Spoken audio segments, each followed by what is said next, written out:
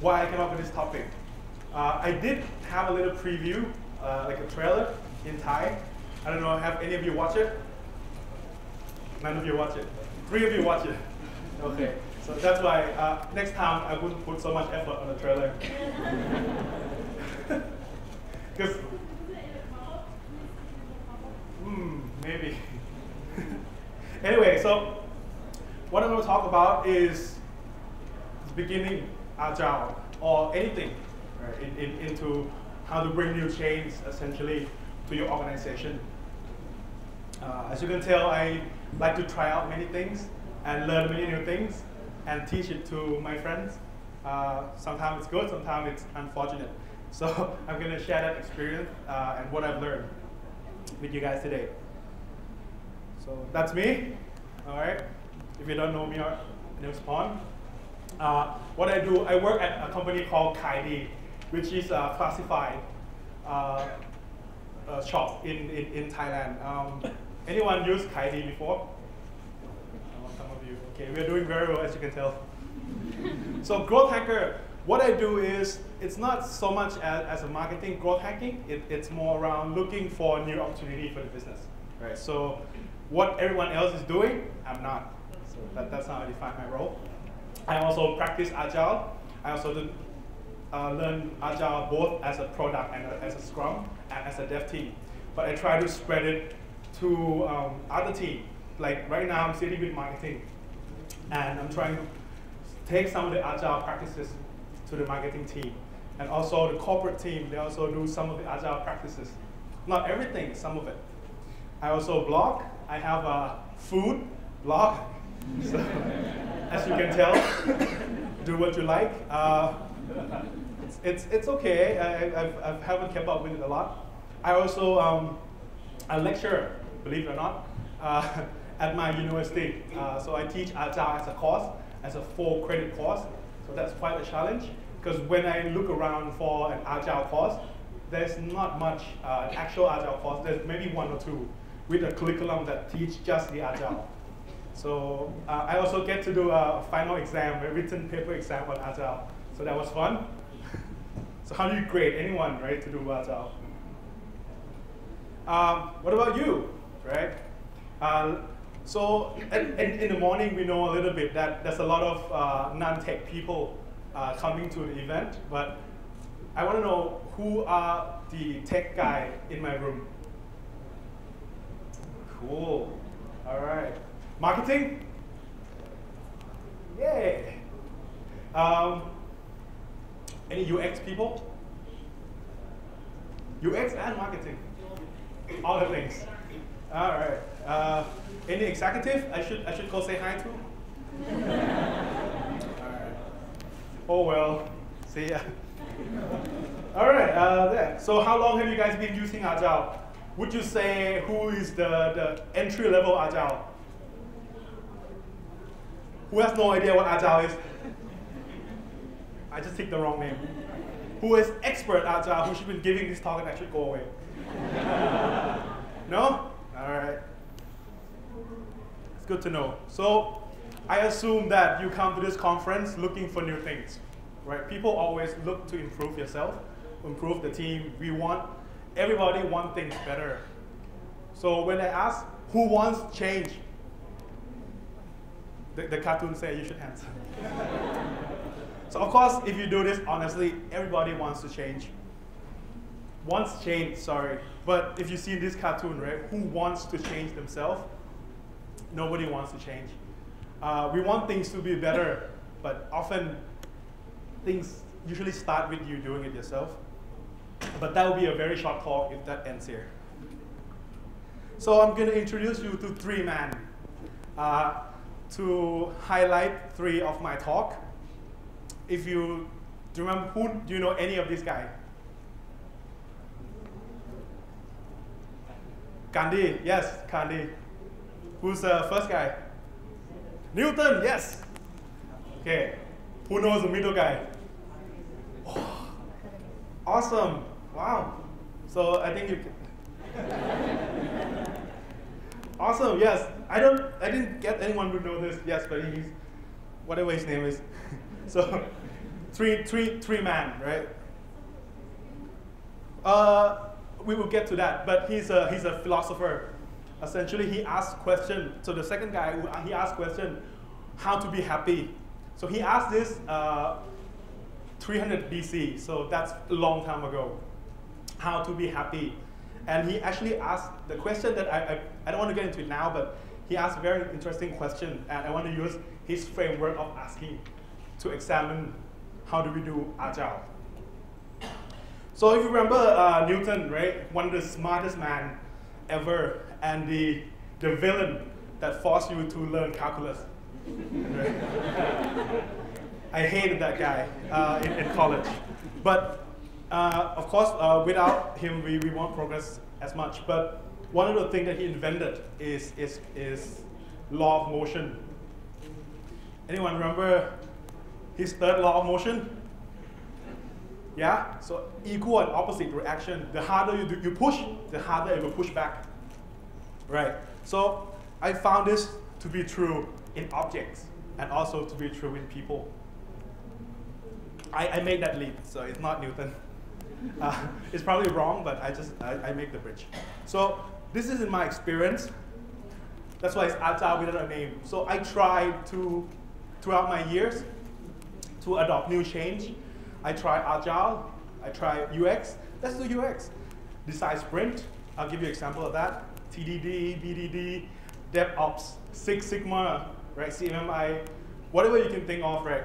When you have this new thing and you're gonna give it to your team, the more you say, this is good, take it, they will say, no, go away, right? Who has this problem?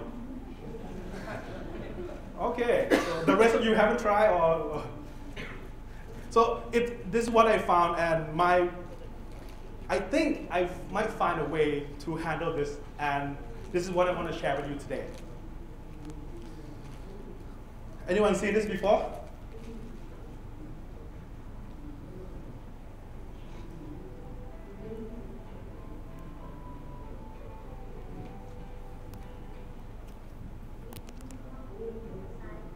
Okay. No.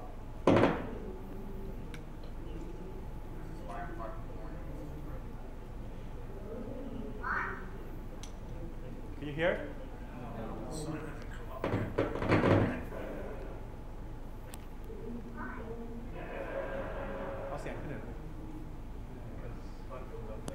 Okay, so basically, I just gonna narrate. So he said, "Can we go outside?" The daughter said, "Can we go outside?" He said, "No." She asked why. Then he tried to explain it using scientific method, right? Because the sun hasn't rise yet, and she keep asking why. And if you have children, you know children do this, right? They keep asking why. And essentially, what you end up with is very philosophical deconstruct of who you are. You get there very quickly, right? Because why don't you know this? Because I don't pay attention in school. Why not? Because I didn't think it would matter. Why not? Because my parents didn't teach me. Why not? Because they didn't care. Why not? Because the economy was bad, you know, and go on, so on and so forth. So my point in this is when you try to put new things to people, they will ask you why.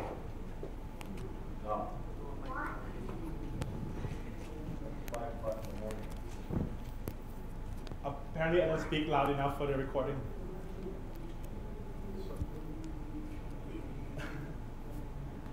So,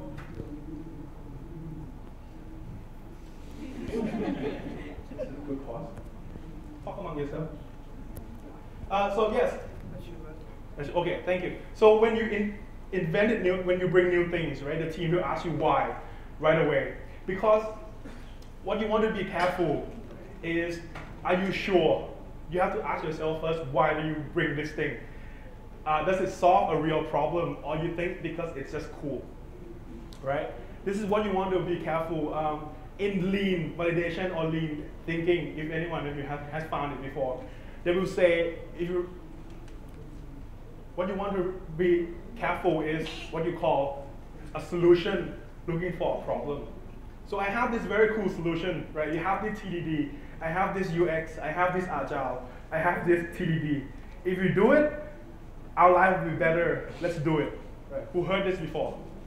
I'm sure many of you have, right? It doesn't have to be just technical. It can be a fish oil, right? It can be cream, it can be anything, right? So those are solutions. But you have to ask yourself why first. Do you really have a problem? Is there really a problem you need to solve? I have a story to share. Anyone know about this story?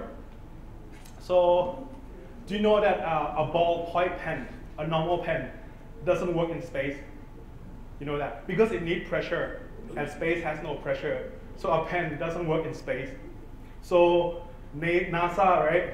NASA, with their infamous wisdom, used $300 million to invent this pen that you can write in space. It's so good. It works on vacuum. Amazing, right? The Russian used pencil. Okay. So, you know, there's a little bit more to that, but this is just an example I try to give that, you know, sometimes a cool solution, is there a cheaper way for it? So what it is you're solving for, this is the lean validation board that I mentioned. If you notice, the solution hypothesis on the first round is blacked out. It's blacked out because what they try to warn you is don't try to look for, you have to validate your problem first if you really have a problem. And let's do a little bit of exercise, right? People always quote Einstein, so this is the fourth guy I hide in there. So if you can't explain something very easy enough, you don't understand it well enough. So those of us who keep your hands up that understand Agile, who are those guys who know some of the Agile? There was more. There were more. Where do you go? Okay, let's do you know who knows what an elevator pitch is? Right? Elevator pitch is for startup terms, right? You get in the elevator with someone like Mark Zuckerberg. You have like 30 seconds pitching your company. Now let's change that a little bit. You came to this Agile conference. Monday, you went to office, you stuck with your CEO during the elevator. Your CEO asked you, so what is Agile? What do you tell him? Okay, let's not do this experiment then. Anyway, so let's see now that you learned this new thing, right? You're sure that this thing is awesome. You're now ready to go and save the world, right? I have now learned Agile. You came to Agile conference. Now I know Agile. I came and let's save the world. Let me give you one example. Who knows what a design sprint is? So design sprint. Sorry, I read the first half. You read the first half? The second half. Very cool. So a design sprint is a good book. I recommend you read it. But what I want to show you is I found this thing called design sprint. It's a little bit different. What it is 5 days to solve a problem. Spend 5 days. So I read the book. It's a really good book. So I pitched it to my CEO. Let's do it. 5 days. The CEO was kind of drunk. So he's like, yeah, okay, do it. So he gave me a green light, right? So I did that, right? So this is the deck that I pitched to the team. This is how I pitched this to the team. Guys, I read this book. It's awesome. It's gonna, just 5 days, we have some prototype to test to our customer. And on Friday, we will know right away if we're on the right track, right? So this is what the sprint look like. These are the guys, right? I already talked to your manager. All these guys get to come. So about 8 guys, right, joining the sprint. And there will be 5 days, right? These are the rules. I'm the facilitator. I can change. I have the authority to do whatever I want. There will be a decider, which is the CEO. The CEO will come in and make the call. The team only give him the opinions. All right? No devices. And the 5 day, we will do this thing, right? First day, Monday, we will map out all our problems. We will sketch the solution. Wednesday, we decide. On Thursday, we will do a prototype. And Friday, we will test. This is the framework. It's awesome. Let's do it. Right? So, and this goes a little bit about like what we do each day. But don't worry about it. So we did that. And we say the prototype, how real is real. That real. Right? Just Hollywood style real. It doesn't have to be super real. So anyway, and we tested, we asked 5 customers to come in and we showed them the prototype. Right? And at the end, we got our solution. Right? And this is the problem. So once I did that, right, I give out this presentation. It starts on Monday. I'm very good. This is how I see myself. Right? I'm the UN guy coming to save everybody. Right? You are hungry. Take this knowledge and go forward. Yes. This is how they see me. Right? I'm a sleazy car salesman. Yes, buy this. Right? So, yeah, this is what went wrong, right? I tried to, let me recap. So I tried to introduce a new framework that I think it was good. It's not Agile per se, but it's the same. You can change it to anything. Change it to DevOps. Change it to anything. It's the same thing, right? You think you're saving the world, right? They think you're the car salesman. So what I'm trying to say is, we established that the more you push, the more they will push back. So you push, the right way I find is to push slowly. Slowly push it. And push it without a name. So what I meant is, don't say we do Agile. Just do it. Right? Hey, let's try this. And just do it. Without a name. Yeah? How? Now, how bring me to the second guy. The guy that I cannot spell his name. Well, how do you call his name again? Accumulus? I skipped class that day, so I don't know how to spell. So anyway, he's an old Greek philosopher. He asked this question: is God powerful? Why evil exists? Okay, let me, for the disclaimer, he's before Christian, so this is not Jesus Christ. This is probably Zeus. Okay, so it's hopefully doesn't offend anyone. Who here worships Zeus? Okay, good. I don't want to offend anyone. I'm sorry. So he probably referred to the Greek gods, but he asked very valid question: why evil exists? If God is all powerful, is he willing, meaning he can, but willing meaning he wants to, but he cannot, or is he can and will? Actually, let me recap it. So I just put Thor here. He actually a god as well, right? So Hemsworth, yeah. So again, not to offend anyone, but you can see the quadrant, right? It's so willing, not willing, able, and not able. So why evil exists? Is Thor willing to do it and able? Is he can do it and willing to do it? Why is that evil then? Or is he not willing? He doesn't want to do it. He can, but he doesn't want to do it. So that means he himself is evil, right? Or is he not able? He can't do it, but he wants to do it. That means Thor is not powerful, right? So then if he doesn't want to do it and no power to do it at all, so why call him God at all, right? So this is the framework. Let me recap. So how do we push things inside without a name, right? So you push things into some people. We put people into a 4 different quadrant. This is what I want to say. So you 2 axes. When you want to do whatever you want to do, Agile or TDD, you see that some people can do it. Some people can't do it. Has no skill. Some people wants to do it. Some doesn't want to do it. You put them in this 4 group first. All right, this is my tactic. Right? You put it in a quadrant like that.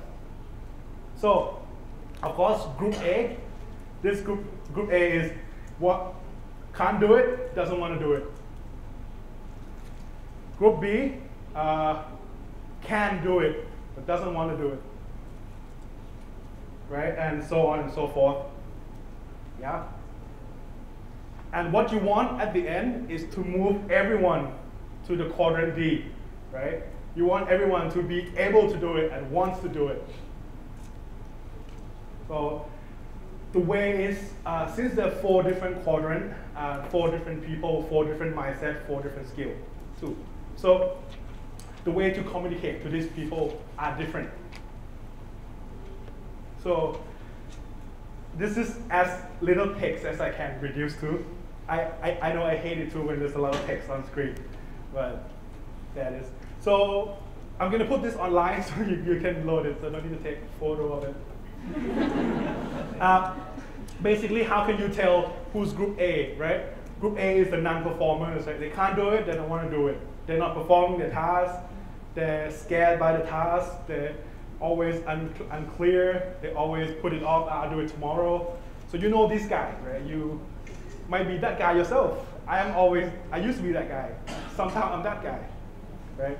So the way to talk to these people is you got to be specific, right? You can't be vague. You have to be clear, instructive. You have to make choices for them. You can't really make them make the choice because they're not willing, they're not able. So give them a clear instruction. Do this, and make it very simple, and give them small bit at a time, like a breadcrumb, slowly, and build them up, so that they can move to group 2, right? So effective way to do it is, like I said, directing, instructing, telling, and guiding. What is not effective is attacking. You suck, right? Of course, that's not effective. Right? Actually, it doesn't effective to any of the group. So, but this is the group A. Group B, they want to do it, but they can't do it. So this is a little bit better, right? So the characteristic is they're new to the experience. They demonstrate that they can do it. They're interested, right? When you share something, they're interested. So the way to communicate to this guy is to provide who, what, when, and why. It's a two-way dialogue. You ask questions clearly, right? You reinforce small improvement. And the effective way is to you sell, you persuade. Right? You can see the difference. This one is instructing, right? Group A, you instruct them, do this. This is a little bit more relaxed, right? But what doesn't work is you defending, you rationalize, and you preach, right? You go and do this, right? So this doesn't work. So group C, so they're not willing, but they're able. So this one is usually, they did it before, and this time their heart is not into it, but their skill is there. Right. So it's first half, it could be they lack confidence, or they just need some encouragement, right? So the way to communicate to these people is you listen, you encourage input, you will support the task, right? And what's effective is encouraging and problem solving. And of course, I'm going to go quickly. So the last group, willing and able, right? So this is a high performance, right? You notice they're self-starter, and you give them big picture. So this is not that difficult. You can kind of guess. As the responsibility goes up, you communicate them more relaxed. But the thing is, if you talk to the group D, the people who are willing and able, but if you talk to them in a group A level, if you go and if this guy is high performers, and you give them full instruction, do like this, what's going to happen? Yes, you will make them a group, you will force them down. Right? You've got to be very careful. So if you have the team or you're in a team, you look at the construct of the team. Each individual are a little bit different. Some individual is A level, right? They're not performing, not willing. You talk to them this way. If they're group D, you talk to them that way. So if you talk to group A in a level D manner, right? You give them very vague instruction, right? They will just go all over the place. So this is how. And when you're in a group environment, usually it's not a summation, it's not an average.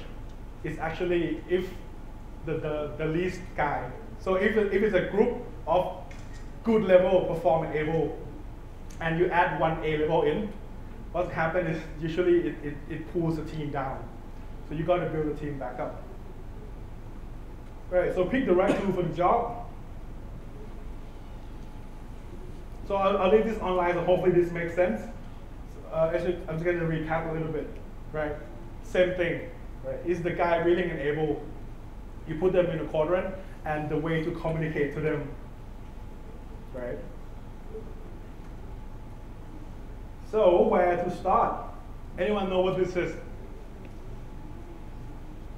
It's a normal curve. So you might think I do well in math in school. Not really. I like to throw difficult things up there to scare people. So this is come from a very good book. If you want to read it, it's called Crossing the Chasm. This is called the chasm. It's like a pitfall, right? This is adoption curve.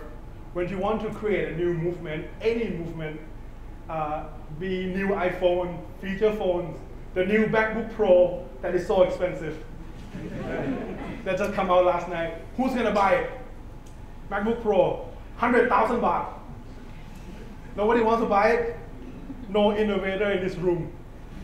Wow, I'm amazed. You don't want to buy it? Okay, so usually in a normal distribution, there's an innovator and early adopters, right? And most of the movement, they talk about products here. But again, I think it works in people. So if you don't have enough momentum, you cannot cross the chasm. And once you start to cross this bridge, that's how you create a movement. Right? So what I mean is, look at the 4 quadrant of the people, and just you don't need to get everyone in the team. If there's 10 people in the team, you don't need 10 people to adopt your thing, right? If there are 10 people in the room, by this formula, you need 4, more or less, okay? So that's the thing, right? Usually in this case, you are the innovator, right? You want to bring this new thing, and you're sure this thing will solve a problem. You just need some more friends. You don't need everybody, and soon the movement will gain momentum and move forward. Let me show you. Anyone seen this one? Yeah. You all seen it? No. Do you want to play it? Yeah. Are you going to be the first one to dance? So for those of you who haven't seen it, you will see this one crazy guy dancing. Right? The camera is a bit shaky, I'm sorry. So this is you, right? Hey, let's do Agile. Agile is awesome. Nah, then there's a friend. Okay, I'll do Agile with you. And then there's dance. Right? Okay, hey, what is this? Right? And the 2 ladies like, this guy is crazy. Yeah. Hey, let's do Agile, do morning stand up. Let's do pair programming, yay, just 2 of us, yay, whoa, so cool. Right? See that lady is like, what is going on? And the people who are sitting on the floor is like, this tool is crazy.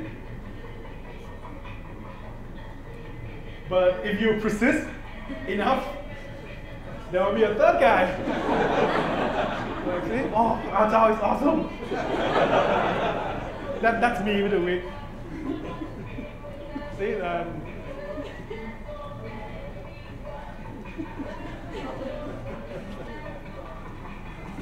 And see, there are a few more people joining. This is where they're about to cross the chasm. Right? Now it's become more difficult not to dance. Right? Now you're the freak who's not dancing. See? And now people are joining in. This is how you create movement. This is how you cross the chasm. You don't need everybody. You just need enough. See? And now become a movement. I think you get the point of the rest of this, right? Everyone just start dancing. Wow. She must really love Agile. But let's look at it again quickly, because I love dancing so much. No. So it's the first guy dance, right? But what's most important, very important point, is when the second guy comes. he embraces that guy. He's like, hey, as equal, right? He doesn't go, I'm the first one, I'm awesome, follow me. No, he embraces, right? It's like, hey, let's do it together, right? Let's make something together, let's try it. And when the third guy comes, they both also embrace them as their equal. This is very important. So this brings me to the third guy. That what happened just now. He said something very, very interesting, and so it goes very well with the classroom and with the dancing video just now. Right? He said first they ignore you, right? Then they will laugh at you. Then they will fight you, and then you will win, right? And then India become independent. So this is how you create movement. So let's do a little recap. I should do a recap video. So basically, a recap is if you're sure already, right, this is how they see you. Right? You push gently, because Newton said the stronger you push, the stronger they push back. So you push it gently, and you push it without name. You don't give a brand. Look at this awesome thing that I got from the 2-day conference. Do it, follow me, right? Whatever you learn today, right? Whatever practice you know today, you do it. Just ask your friend, hey, you want to try this thing? Don't tell them what it is. Like who he has no what you know what foie gras is, right? A duck liver foie gras. I try to get my girlfriend to eat it, right? What if I say, oh, it's a force-fed duck. It's fatty liver of a duck that you force-fed it. She's probably not going to eat it, right? What I say is, I love you very much. I want good things for you. This is very tasty for me. Try it. That's what you do. Okay, so now when you go into the big room of people like this, who do you start convincing first? Right. You put them in 4 separate quadrants. Right. This is the awesome quadrant because he knows everything. But this really able, and that's sitting very far. So maybe not really not able. Just joking. But you put them in 4 different quadrants. You get them just enough to create a movement, and hopefully that will help you succeed in your quest if your heart is true. Yeah. So let me give you a little bit of extra stuff because we have some extra time. The adoption curve does roll backward. Okay, I found this myself. So you think your team is awesome, like the talk this morning, oh, you are 3 stars, right? You crossed the level and you left it. It's already awesome, you look at new things. And you don't maintain it, you don't water it. It's like plant, they die. The movement can go backward. Okay, so you can unadopt something. And that happens to me a few times. What you said doesn't really matter. It is what is heard, what they hear. Who here has a boyfriend or girlfriend? Everyone single? Impossible. So they don't know what you're talking about. So ask your parents. Ask your parents. I assume everyone has a parent, hopefully. So if not, talk to your uncle. But talk to somebody who has someone who has a girlfriend, who is in the relationship. It doesn't matter what you say. It's what they hear it, right? You heard this before, like, it's not what you said, it's the way you said it. Yeah. So yeah, it doesn't matter what you said. So sometimes when you say something, let's do this, I meant well. Do they hear that you meant well? Or do you just say that you meant well?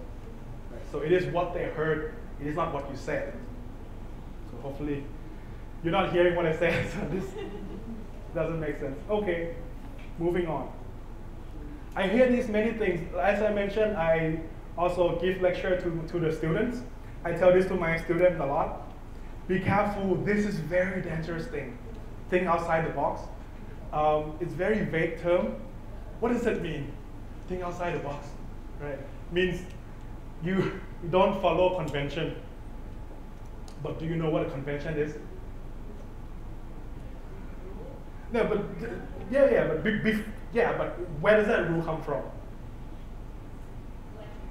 It comes from previous people who broke the rule, right? It usually most rules are the result of something that has been broken before. So when you break the rule, you become the rule. That's what I'm saying, right? When you break a new rule, you yourself become the rule. Waterfall, as evil as people give them names, it was good intention. It was outside of some box before it. So what I'm saying is, before you think outside the box, learn what the box is first. So this is very dangerous because it invites you to be lazy. It invites you to not think of the convention, doesn't matter what it is, right? So when you go into a new workplace, you tell everyone, hey, think outside the box. What does that mean? It means whatever they've been doing sucks, right? They will push you back right away. So you need empathy. Have empathy first. You understand where they're coming from. And if you're sure you can really help them, then help them. Then you start to break the box, but first learn the box first. And The Art of War, right? Very good book. It says, victorious warrior wins before you go to war. Defeated warrior go to war, then seeks to win. What does that mean? Remember the CEO pitch, the design sprint, right? I announced those slides to people, right? Let's do it. Because I already went to war. I announced it. Then I tried to get them buy-in, right? That doesn't work. It's already defeated. What you should have done is, you should, before the announcement, you go to talk to the individual, to the influencer, get them buy-in first. You win the war, then you announce it. Yeah? So, last thing, right? This is a bit of thoughts. Agile is, to me, anyway, it's like a chess. Most things, right? It's a basic set of rules. You read a book, you go to training, you come to a conference, you already know what it is. It's not difficult. But the way to win, to succeed, is how you play it, right? Just like chess. So the grandmaster chess and a 4-year-old kid who plays chess know the same rule. They use the same set of rules, but they're so much different, right? So is Agile. So you think you know them, but one of the good ways to do this is to join a level community of practitioner like this, so you know where you are and you know how to improve. And that's it. Any question? No, very good. Ask me something. Come on. Do you have to go through this process at Kaidee? Yes. What were they doing when you got there?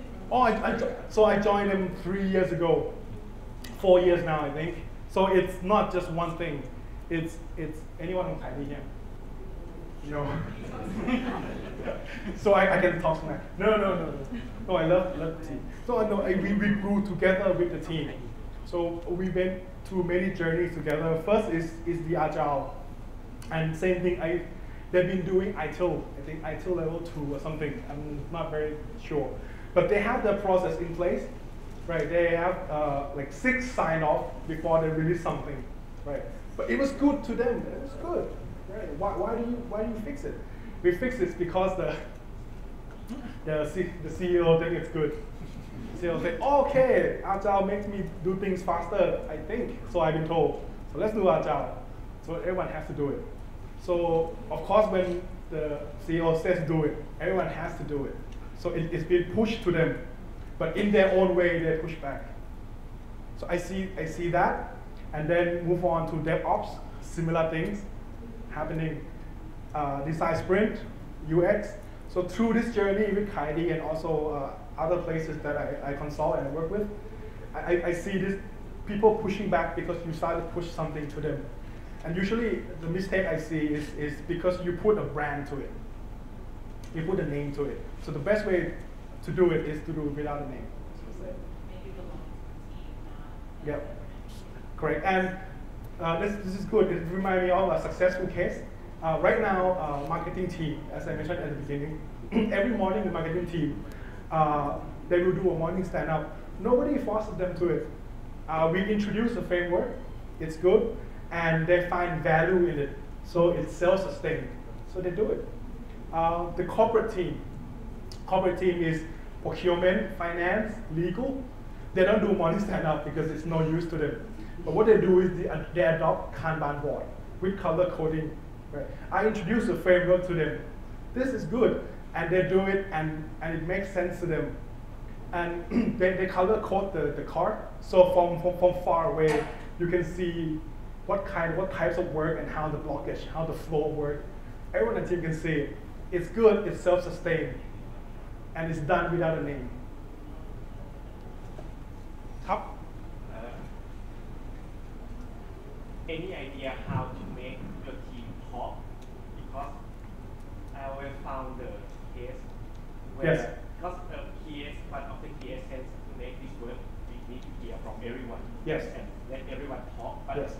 At the end, there are only like 20%, 30% of the key people keep talking. Yes. While the others just hear. Yes. So yes, I think you hit very important thing that we've been trying to solve. This is very prominent in Thai society. Even now, right now, I ask who will ask the question, and nobody asks a question. It's the same thing, we're somehow afraid to talk. I don't really know why. This morning as well, right? Nobody asks this question.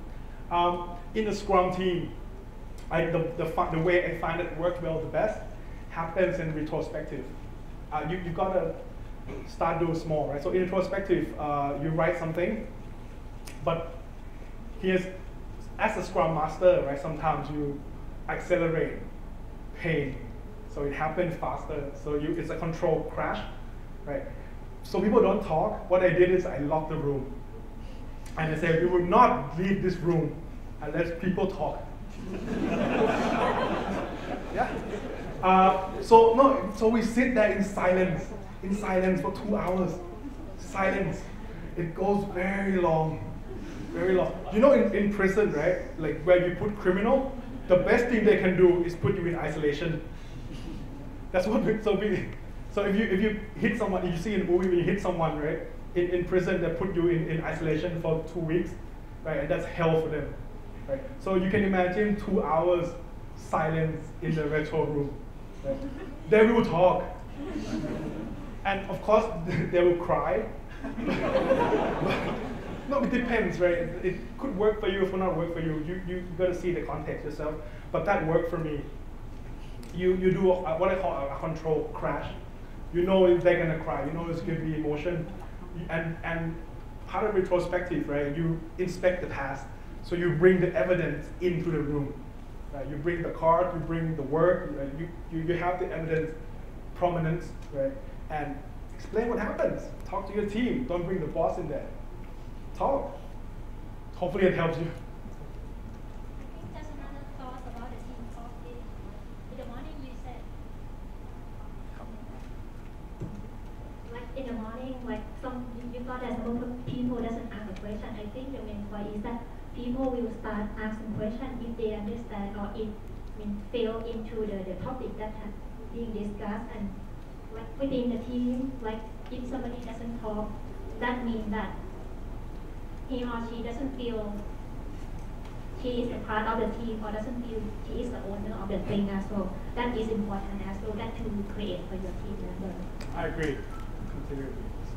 Very, very important. And usually it's, you try easy dialogue first, right? You take them to like restaurant for coffee, for beer, right? They call liquid courage. Right? you build the bridge, right? You build the habit of them talking.